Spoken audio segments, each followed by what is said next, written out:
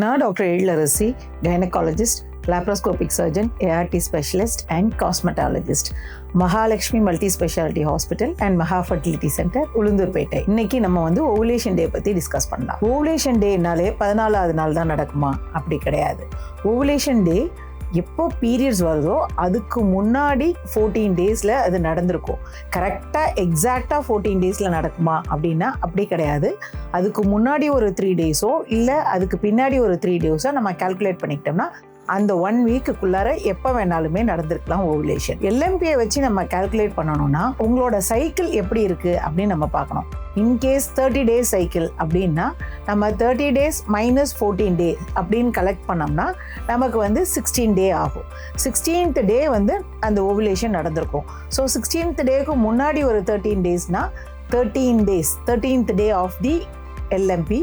அதில் இருந்து நமக்கு இப்போ 19th டே ஆஃப் LMP. அந்த டைமில் ஓவுலேஷன் என்னைக்கு வேணாலும் நடந்துக்கலாம். அதே மாதிரி இப்போ 40 டேஸ் சைக்கிள் அப்படின்னு வச்சுக்கோங்களேன். 40 டேஸ் மைனஸ் 14 அப்படின்னா எத்தனாவது டே வருதுன்னா 26th டே.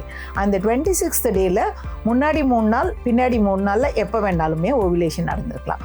ஸோ இந்த மாதிரி நம்ம கால்குலேட் பண்ணணும்னா ஓவுலேஷன் பீரியட், இந்த பீரியடில் நம்ம கான்டாக்ட் இருந்தால் மட்டும்தான் அப்போ கன்சீவ் ஆகிறதுக்கு வாய்ப்பு இருக்குது. இந்த 1 வீக்லேயே நம்ம பர்டிகுலராக எப்போ நடக்குது அப்படின்னு பார்க்கணும். அப்படின்னா நம்ம ஓவுலேஷன் கிட்டு வச்சு பார்த்தோம்னா நமக்கு அப்ராக்சிமேட்டாக என்னைக்கு நடக்குது அப்படிங்கிறது தெரியும்.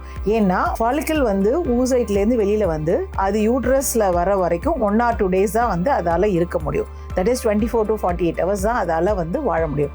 அதுக்கப்புறமா அது வீணாக போய் விழுந்துடும். அதே மாதிரி ஸ்பெர்ம் கான்டாக்ட் இருக்கும்போது உள்ளே போனால் அது ஒரு 2 to 5 டேஸ் வரைக்கும் இருக்கிறதுக்கு வாய்ப்பு இருக்குது. ஸோ இந்த 2 பீரியடும் ஒரே டைமில் நடந்தால் மட்டும்தான் அது ஃபெர்டிலைசேஷன் ஆகி அது அதுக்கப்புறமா எம்ப்ரியோவாக மாறி குழந்தையா கர்ப்பப்பையில் தங்கும். ஸோ இந்த மெக்கானிசமை நம்ம கரெக்டாக புரிஞ்சுக்கிட்டா மட்டும்தான், அதாவது இது ஃபெர்டிலைசேஷன் பீரியட் அப்படின்னு சொல்லுவாங்க.